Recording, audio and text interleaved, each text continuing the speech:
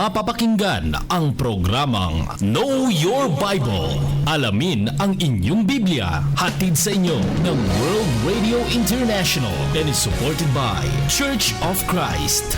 Narito na si Brother Daniel Oliva. Magandang umaga po mga kaibigan at mga kapatid. Ito na naman ang programang Alamin ang inyong Biblia. Know Your Bible program. Hatid po siya ng World Radio International through Whites, Ferro Road, Church of Christ, and West Monroe, Louisiana, USA. Inyo po lingkod, nagbibigay ng mensahe, Brother Dan Oliva. Ito po ay intended sa ating radio broadcast sa GMA Radio DWRA Barangay 92.27 every Sunday between 5 to 6 dito po sa Baguio City, Philippines. Every Sunday between 5 to 6 o'clock in the morning. Pero ito po ay naka-live ngayon sa ating Facebook. And of course, Friday, i-upload ko na po ito sa ating YouTube channel. Unang-una po ay pasalamatan natin ang ating main sponsor, World Radio International through Whites, Ferro Road, Church of Christ, and West Monroe, Louisiana, USA. At of course, marami po tayong mga kapartner sa ating evangelism and mission outreach. Gusto nating mention sa unang ating mga co-sponsor and partners ay ang Christian World Ministry based in Golden Gate Congregation in California, USA. At ang pinaka-partners po natin yan ay si kapatid na Art Madlaing, Terry Dennis, James Ketoriano, John Jeffrey, and of course, Deborah Quinones Marcos. Gusto nating batiin ang ating co-partners sa ating ministry, kapatid na Narciso June Kaugiran of Metro Manila Congregation, and of course his wife, Sister Dina Evita Kaugiran of Metro Manila Congregation. Kasama rin po natin dyan sina kapatid na Rico Canlas of San Fernando City, Pampanga, pati na po ang kanyang pamilya. Sa Canada naman, ang mga kapatid natin dyan, si Brother June Mariano Ontalasco Jr. and his wife, Sister Rose Noble Ontalasco. Yan po yung ating mga binabating mga partners. Of course, sa Baguio, marami po tayong mga listeners dito. Buong siyudad ng Baguio, there are about different congregations. We'd like also to greet our brothers and sisters at Jeddah congregation headed by Jonathan Sareno, Henry Katig, and of course, nandyan po si Sister Grace Tuanyo.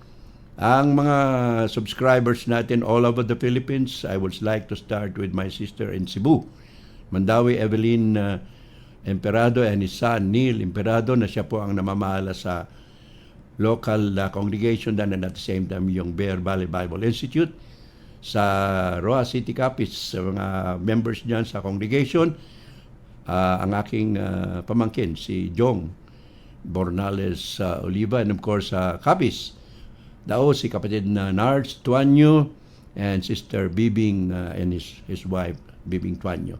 Marami po tayong mga kapatiran sa buong mundo. Sa Ana Daniel, dyan po sa Milan, Italy, kasama si Eric Tahores. Ngayon po dumako na po tayo sa ating leksyon na pinamagatan ko sa Ingles, Angel from the East, Jesus or a Man.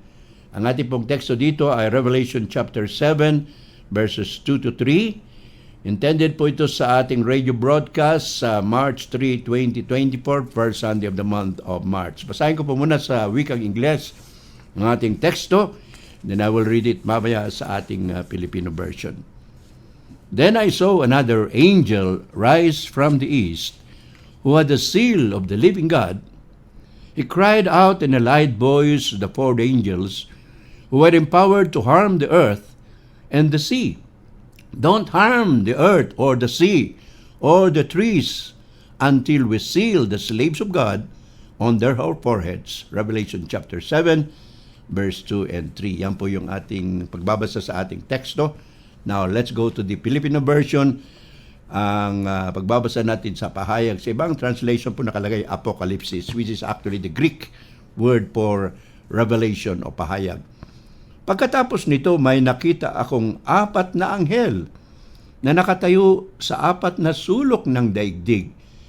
Pinipigil nila ang apat na hangin upang huwag umihip sa lupa sa dagat o sa alinmang punong kahoy.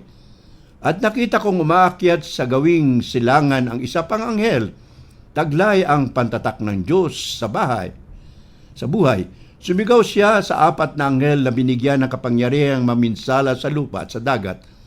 Huwag muna ninyong pinsalay ng lupa ang dagat o ang mga punong kahoy hanggat hindi pa namin nalalagyan ng tatak sa noo ang mga lingkod ng ating Diyos. Yan po yung ating pagbabasa sa ating text of both sa English at saka sa Filipino version. So ang ating pong paksa ay pinamagatan kong Angel from the East, Jesus or Man, based on the book of Revelation chapter 7 verse 2 and 3. So ang anghel sa silangan, ito ba ay si Jesus o isang tao lang? Yan po ay katanungan na sasagutin po natin sa ating pag-aaral sa umagang ito. Dumako na po tayo sa ating introduction. This particular message, brothers and sisters, is being misused and misapplied by one particular group. Siguro may iba pang religious group, pero very popular po itong grupo na gumagamit nito. This group claims that the angel from the east is a man. At tawag nila doon, messenger, at sa wikang Pilipino, ang tawag nila doon ay sugo, who became their founder before World War I. Now, thus the Bible prove that the angel from the east is a human being or Christ himself. So let us know the truth. As Jesus Christ said in John 8:32, you shall know the truth, and the truth shall make you free. Ito pong partikular na versikulo, Apocalypse 7 verses 2 and 3, ay ginagamit po at sabi na natin, misused and misapplied. Hindi po tama ang paggagamit ng isang partikular na grupo sa reliyon at sinasabi nila na ang anghel na ito na sa silangan ay isang tao, isang mensahero, at ang tawag pa nila ay sugo, na ito raw daw ay siyang nagtayo ng kanilang grupo bago dumating ang unang digmaan na pandaigdigan or World War I. Dumating po ito somewhere mga 1913-14 hanggang 1919. So ito ba ay pinatutunayan ng Biblia na ang anghel na ito na galing sa silangan na isang tao lamang, isang sugo, isang mensahero, o ito ay patungkol mismo sa ating Panginoong Jesucristo? Ating pong pag-aralan yan sapagkat sinabi ng ating Panginoong Jesucristo sa Juan 8:32, malalaman ninyo ang katotohanan at ang katotohanan ang siyang magpapalaya sa inyo. So ang ating pong approach sa pag-aaral na ito mga kapatid at mga kaibigan ay apat po. Number 1, identifying the angel from the east.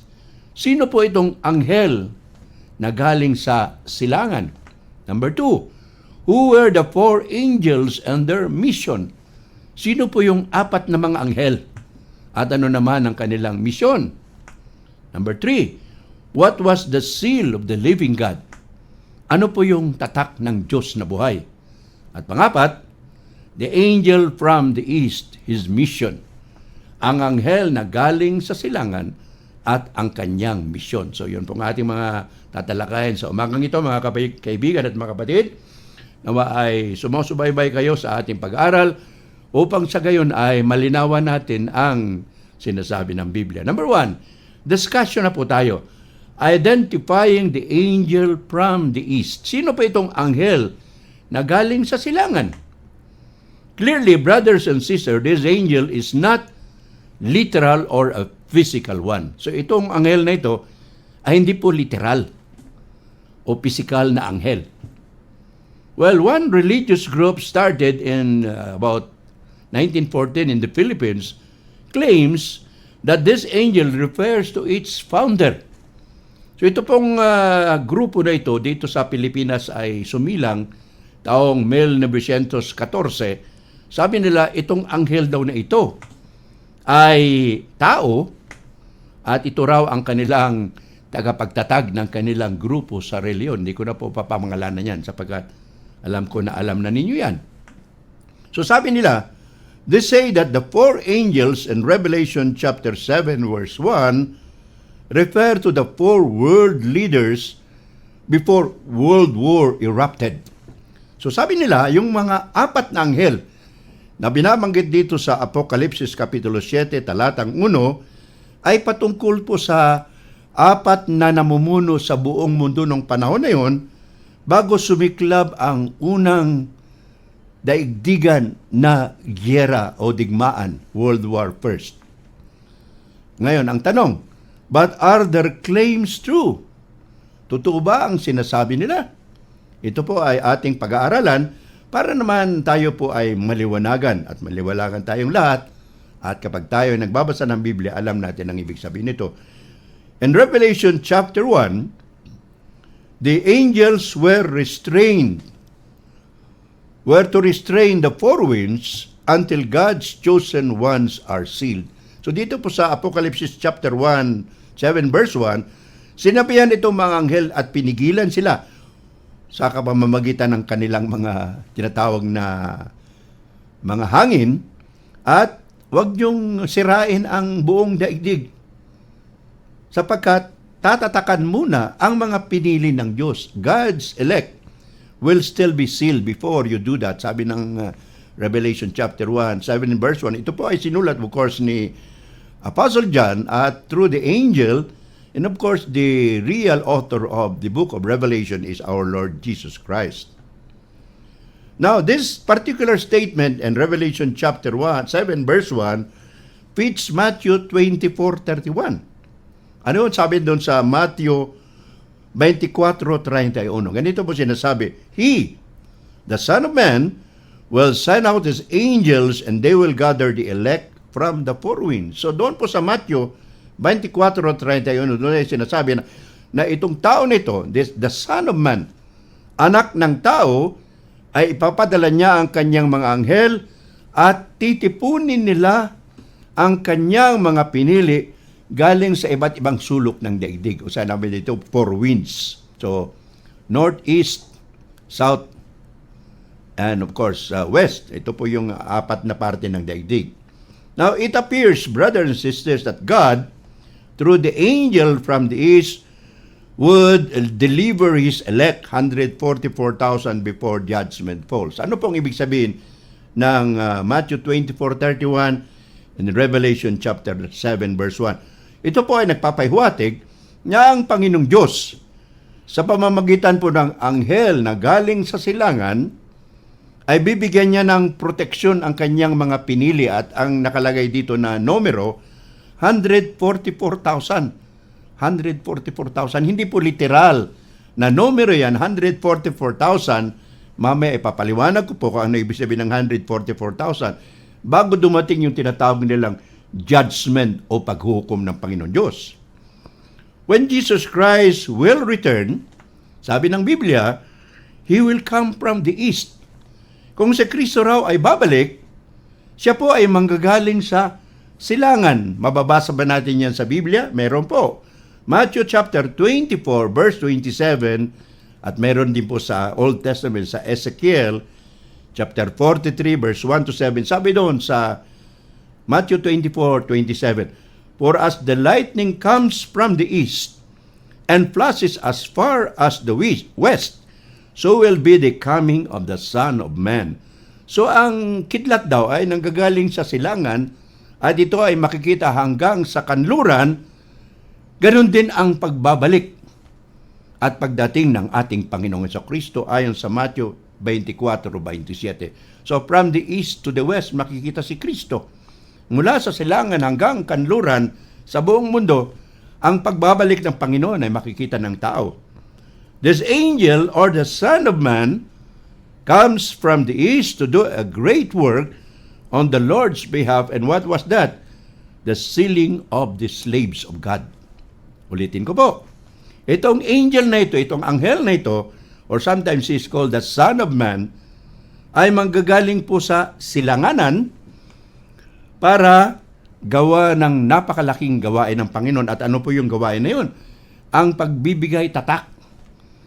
Tatatakan niya ang kanyang mga alipin, the slaves of God or the so-called the elect, ang mga pinili ng Diyos, at tatakan sila sa kanilang mga noo, on the foreheads. Now, the angel from the east refers actually, brothers and sisters, our Lord Jesus Christ, the Son of Man, as stated here in Matthew 24, verse 27 and 31. And of course, babasahin din sa Old Testament, nandun po yung description na mas marami, Ezekiel chapter 43, verses 1 to 7. Ulitin ko po. Ang anghel na galing sa silangan ay patungkol po sa ating Panginoong Kristo. The Son of Man, ang anak ng tao, ayon sa Matthew chapter 24, verse 27 and verse 31, pati na rin sa Ezekiel chapter 43, verses 1 to 7. Now, ang tanong, second question, who were the four angels and what was their mission? Sino po itong apat na anghel at ano naman ang kanilang misyon? Well, yung sinasabi nating religious group kanino, nasabi ng iba, isang kulto na nagsimula raw sa Silanganan, Far East, taong 1914 or 1914. They claim that the four angels in Revelation chapter 7 verse 1 were the world leaders who tried to prevent World War I to happen. Ibig po sabihin, sabi ng mga grupo na ito, yung maaning kulto na galing daw sa Silangan, Far East, taong 1914, sinasabi nila na itong mga apat na anghel sa Apocalypse chapter 7 verse 1 ay mga world leaders na mga namumuno sa buong mundo nung panahon na yon, at ang kanilang mission ay pigilan ang tinatawag na World War VII o ang pagsimula ng World War I o unang digmaang pandaigdig. Now, the Big Four, according to world history, page 494, Big Four, according to world history, page 494, sabi nila doon sa world history, we're referring to Lloyd George of Great Britain, George Clemenceau of France, Vittorio Orlando of Italy, and Woodrow Wilson of Africa. So sabi nila, itong Big Four, apat na malalaking leader ng panahon na yon, ayon sa World History page 494, ito raw ay si Lloyd George ng Britanya, si George Clemenceau ng Pransya, si Vittorio Orlando ng Italia, at si Woodrow Wilson ng Amerika. So yun po yung world history. But this interpretation, brothers and sisters, has no spiritual proof. Yan po ay ayon sa history. Pero kung titingnan natin yung banal na aklat, yung aklat ng Apocalypse or Revelation, wala pong sinasabing ganun. O hindi natin mapapatunayan. That is only their own interpretation. The four angels are holding back the four winds until something happens. So itong apat na anghel, messenger ng Diyos, ay pinipigilan po nila ang mga hangin na galing sa iba't ibang lugar bago may mangyari. At ano yung pangyayari na yun? Yun po yung pagbibigay ng tatak sa mga noo ng pinili ng Diyos. The winds are actually destructive agents of God. So yung mga hangin na ito pwedeng kalamidad, hindi naman sinasabing giyera. Ayon sa Jeremiah chapter 49 verse 34 and 36, these are actually agents of destruction. We do not know actually kung ano yun. Kung hindi naman sinabing giyera, pwedeng kalamidad o calamities. Pwedeng bagyo, pwedeng lindol, at pwedeng malakas na hangin at ano pa man. Pero wala pong sinasabing giyera o digmaan. The angel from the east shouted at the four angels not to harm the earth. So doon po sa Apocalypse chapter 7 verse 3, sinabi doon ng anghel na galing sa silangan, huwag niyong sirain, huwag niyong wasakin ang daigdig. Ayon sa Apocalypse chapter 7 verse 3. Now the four angels were ready to harm the earth, but the more important event must take place. So meron pong mangyayari muna bago pahintulutan yung apat na anghel na sirain ang mundo o pakawalan yung tinatawag nilang mga hangin. So, yun po ang sinasabi doon. Now, let's go to letter C. The seal of the living God. Ano po yung tatak ng Diyos na buhay? Well, the angel from the east put the seal of the living God on the foreheads of the servants of God ayon sa Apocalypse Kapitulo 7, talatang 3. ang anghel sa silangan ay nilagyan po ng marka o tatak ng buhay na Diyos, at ang tatak na yan inilagay po sa mga noo ng mga alipin ng Diyos or the servants of God ayon sa Revelation chapter 7 verse 3. And those who were sealed from all tribes of Israel were 144,000. Ang numero po ng galing sa iba't ibang tribo ng Israel ay umabot sa numero 144,000. And of course, brothers and sisters, that's not literal. Ano yung 144,000? Mayroon isang grupo na nagsasabi, itong 144,000 daw, mga lalaki daw na hindi nag-asawa, yan po pupunta sa langit. But of course, that's another false teaching. So itong mga 144,000, ito po yung tinatakan sa noo at galing sa iba't ibang tribo ng Israel. And of course, that is not literal. Some refer this number to the faithful Jewish remnant of the Great Tribulation. According to Revelation chapter 7 verse 14. Ulitin ko po. Itong numero daw na 144,000 ay patungkol po sa tapat ng mga Hudyo. Hudyo na sila po ay hindi namatay na nagkaroon tinatawag na Great Tribulation o matinding paghihirap nung panahon yun. So sabi nila, patungkol lang sa mga Hudyo na naging tapat sa Panginoon. That is one interpretation. But the more acceptable interpretation of the 144,000 brothers and sisters, others believe that the 144,000 is symbolic of all faithful believers who live during the so-called Great Tribulation. And of course, Great Tribulation mula sa panahon ng mga apostoles hanggang sa katapusan ng mundo. Yun po ang ibig sabihin niyan. O kulitin ko po yun. Ito pong 144,000 ay simbolo lamang ng lahat na tapat na sumampalataya sa Panginoon na nabuhay mula ng kapanahonan ng mga apostoles hanggang sa pagbabalik ng ating Panginoong Jesucristo. Yun po yung mas acceptable interpretation ng 144,000. Now, what is the seal of the living God? The seal of the living God refers to the name of God stamped on the foreheads of His followers. Ayon po sa Apocalypse chapter 9 verse 4, chapter 14 verse 1, and of course chapter 22 verse 4. Nandiyan po yon sa ating screen sa ating YouTube. Of course sa radyo hindi nila ito makikita, but I'm now mentioning. So ulitin ko po, ang tatak ng buhay na Diyos ay actually ang pangalan ng Diyos na nakasulat sa mga noo ng mga tagasunod ng Panginoong Jesucristo, ng tagasunod ng Diyos. Ayon sa Apocalypse 9:4, 14:1 at 22:4. Ano po ang purpose or layunin ng tinatawag na tatak na ito na ilalagay sa mga noo? Number 1, to protect the people of God in the coming judgment. So in other words, pwedeng physical na protection para hindi sila maubos lahat, at may nagsasabi din, pwedeng spiritual protection. From the book of Ezra, chapter 9, verse 4, we learn that the mark was the Hebrew letter T-A-W or Tau, made like an X.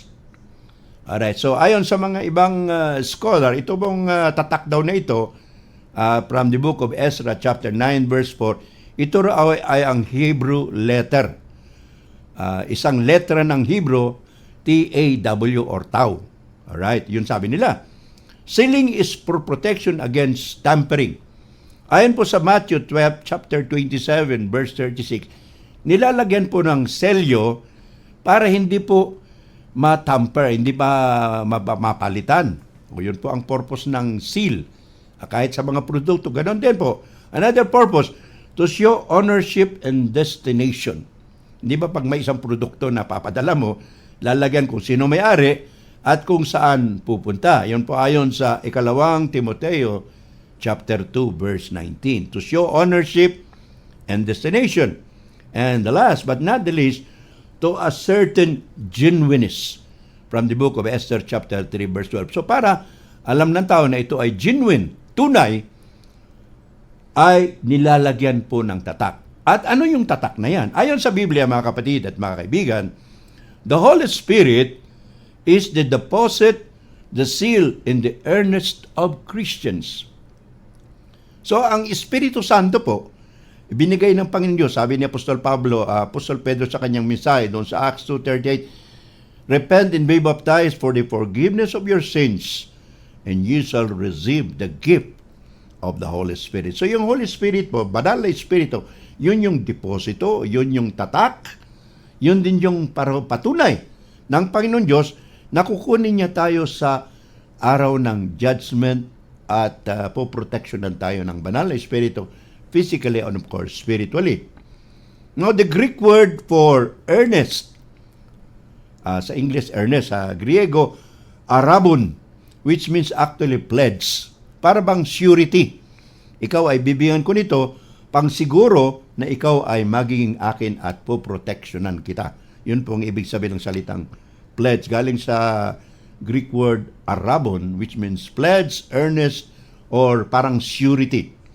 And of course, the Holy Spirit is the seal or the Christian's heavenly reward and inheritance. Ano sabi ni Apostol Pablo? Binigay ng Panginoon Diyos ang Espiritu para patunay, parang advance or deposit na tayo po ay mamanahin natin ang kalangitan. Ayon sa sinabi ng ating Panginoon sa Kristo sa Juan 14:1-3. Now, the last part of our lesson, the angel from the east. Ano po ang misyon ng anghel na galing sa silangan? At sinabi natin kanina, hindi po ito tao o sa sinasabi nilang sugo, kundi ito po ay ang Panginoong Jesucristo mismo. From the book of Matthew 24:27 and verse 31 and Ezekiel chapter 43 verse 1-7, it proves that the angel from the east refers actually to Jesus Christ, the Son of Man. So yung anghel na galing sa silangan, hindi po tao. Of course, si Kristo naging tao, pero hindi siya tao dati, naging tao lang. And of course, nasa kalangitan na siya ngayon. So itong angel from the east, ang anghel sa silangan, ay patungkol po sa ating Panginoong Kristo na tinawag ding anak ng tao, or the Son of Man, bakit naging tao siya. That angel, as I'm saying here, does not refer to a man falsely claimed by one religious group as their founder coming from the east. Ulitin ko po. Itong anghel na ito ay hindi po patungkol sa isang tao, isang sugo na sinasabi nila isang mensahero, na sinasabi ng isang grupo sa reliyon na ito raw ang kanilang tagapagtatag ng iglesia nila taong 1914. The East mentioned in Revelation chapter 7 verse 2, brothers and sisters, does not refer to the present day Far East, which includes the Philippines. So, kapanahon na ng mga apostoles, nung sinulat ito ni Apostol Juan sa isla ng Patmos, ang East during that time is actually Babylon, pertaining to Media, Persia, Babylonia, yung pong east of Jerusalem or east of Patmos. So, hindi po ito patungkol sa Pilipinas na sinasabi nilang Far East. Yung salitang Far East po, malayong silangan, ito po ay modern use. Nung panahon na yun, wala pa po ang Pilipinas, hindi pa na-discover. In the Philippines was not yet called the Far East during the time. So, ng Far East, malayong silangan ng panahon ni Apostol Juan, nang sinulat niya ang aklat ng Apocalypse doon sa isla ng Patmos, ito po ay patungkol sa Babylonia, sa Medo-Persia, which is actually east of the island of Patmos. The mission of the angel from the east was to put the seal of God in the foreheads of his servants. So ang mission po ng anghel na galing sa silangan, of course, we know that is Christ, ay lagyan ng mga tatak ng Diyos na buhay sa mga noo. Bakit sa noo? Sabi nila, yung noo daw, yung part ng ating katawan, yung forehead, yung noo, is actually referring to the mind. Inalalagay sa isip at sa puso ng tao na ang banal na espiritu ang siyang magbabantay, tayo ay pag-aari ng Diyos. Kaya po inalalagay sa noo. So the mission of the angel from the east was to put the seal of the living God on the foreheads of his servants. At sino yung servants na yun? Yun po yung sumasampalataya kay Kristo. The forehead is the most visible part of a person. It also refers to the mind. As I was saying kanina, it refers to our mind, sa ating pag-iisip. Now, the angel from the east, Jesus Christ will stamp the saints on their foreheads and take them to heaven. John 14 verses 1 to 3. Ano pong sinasabi dito? Na ang anghel na galing sa silangan, si Kristo, lalagyan po ng marka, ng tatak, ang mga banal sa kanilang mga unoo, sa kanilang mga ano. At ano sinabi ni Kristo sa 1:14? There will I take you to heaven. Sabi niya, where will I be? There you will also be. Kung nasaan ako, doon din kayo. Sabi ng ating Panginoon sa 1:14, 1 hanggang 3. Now, sa pagtatapos po natin, mga kaibigan at mga kapatid, sana naunawa natin yung ating mensahe tungkol sa anghel na galing sa silangan. Conclusion po, mga kaibigan at mga kapatid. Many twist the scriptures and assign various meanings to the symbols and revelation. 2 Peter chapter 3 verse 16. Ano sabi ni Apostol Pedro? Sabi niya, marami ang gumagawa ng hindi mabuti sa salita ng Diyos. Tinitwist nila, binabaluktot nila. So marami po ang nagbabaluktot sa kasulatan at nagbibigay sila ng iba't ibang kahulugan sa mga simbolo na mababasa natin sa Apokalipsis. Ayon kay Apostol Pedro, some people will try to twist the scriptures to suit their own interpretation.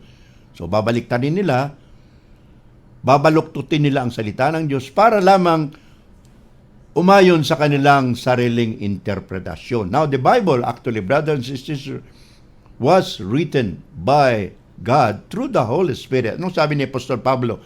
2 Timothy 3:16, all scriptures are inspired of God. Breathed of God. God breathed. Inihinga ng Panginoon. And they are complete for reproof, for correction, so that the man of God will be thoroughly furnished unto good works. So dapat, sabi ni Apostol Pablo, we have to be careful not to go beyond what is written. We should be careful not to add or subtract from the Word of God. Ayon sa kay Apostol Pablo, 1 Corinto 4:6, dapat huwag tayong sumobra. Huwag nating higitan ang nakasulat. At kung ano man ang nakasulat, tanggapin natin. Ayon na ba rin sa Deuteronomy 4:2, huwag dagdagan, huwag bawasan ang salita ng Diyos.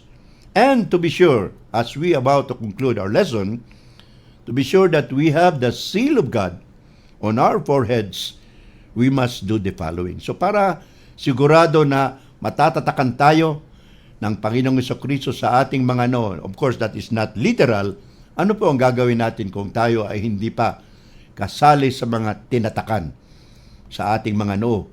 Ano pong gagawin? Kung hindi ka pa Kristiyano, kung hindi ka pa tagasunod ni Kristo, panahon na po mga kaibigan at mga batid. Sumampalataya kayo Panginoong Jesucristo at mabautismuhan para kayo ay maligtas. Marcos 16:16 sabi ni Kristo, ang sino mang sumasampalataya at nababautismuhan ay maliligtas. Ano rin ang sinabi ni Apostol Pedro? Gawa 2:38, repent and be baptized in Jesus' name for the forgiveness of your sins, and ye shall receive the gift of the Holy Spirit. Magsisi kayo, magpabautismo sa pangalan ng Panginoong Jesucristo sa kapatawaran ng inyong mga kasalanan at tatanggapin ninyo ang kaloob ng Espiritu Santo. That's the seal of the living God, the Holy Spirit. So ngayon, kung kayo po ay kumbinsido na, ibig nyo sumunod sa Panginoon, ngayon na po ang araw ng kaligtasan. Now, acceptable time. Today is the day of salvation. 2 Corinthians chapter 6 verse 2, sabi ni Apostle Paul. And of course, Christ is inviting everyone. Ano sabi ni Kristo sa Matthew 11:20-30? Come unto me all ye that labor and are heavy laden, and I will give you rest. Take my yoke upon you and learn of me, for I am meek and lowly in heart. Ye shall find rest unto your souls. Manalangin po tayo mga kaibigan at mga batid. Marami po salamat, Panginoon, sa mensaheng ito. Nawa ang mga nakapakinig, ang nanood, ay gabayan nyo para maintindihan nila at tanggapin ang inyong salita. Ito po ang aming dalangin sa pangalan ng anak na si Jesucristo na aming tagapagligtas at Panginoon. Amen. Amen. Amen. Praise the Lord for